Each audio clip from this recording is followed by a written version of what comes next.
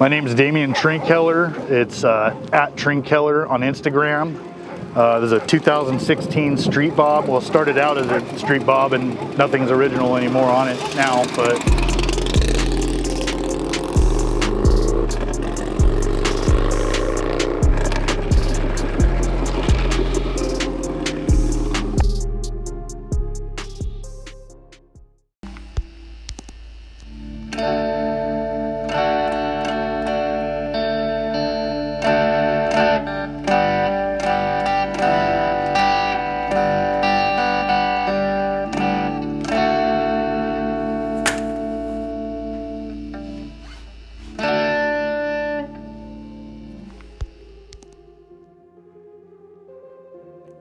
some of the first upgrades I did on this were bars, seat, tune, exhaust. I've probably gone through 3 or 4 different exhausts until I was happy with this one.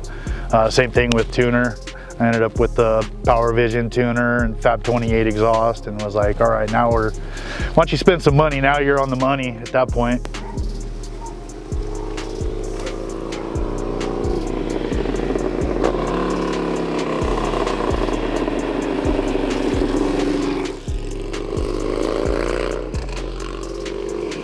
Started out as a stock 103 and now it's a full build from the crank up. It's 107 at 10.5 to 1, Ward Performance CNC ported heads, Woods 9996 cams, 55mm HPI throttle body, full built motor.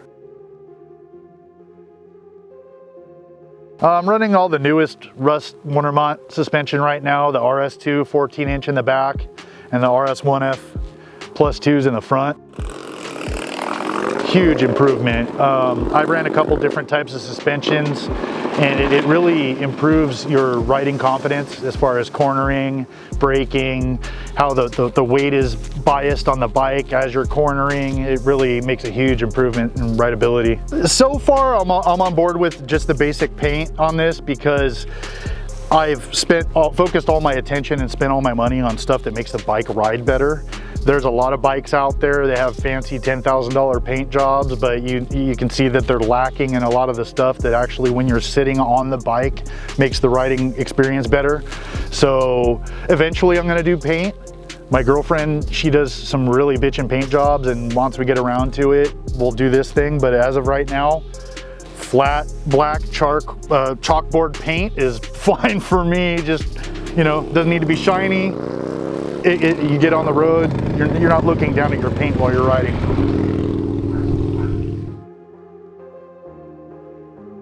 Okay, so as far as upgrades on this bike, I've put Lowrider S wheels on, did the Galfer cubic rotors, Brembo M4s, converted to dual disc, did the Diamond Lane Cycles black fork tubes, Bung King crash bar, the Banks Performance fairing with the LP6 Pro headlight. I've got Lucky Dave's handlebars, 14-inch, lowrider gauges and put them up on the bars. Leather Pro's V3 bag, the RWD shocks and fork cartridges. External oil cooler, amazing, especially living out here. You know, there's a lot of days you hit over 100 and maybe you're sitting in traffic, you're stuck behind a car.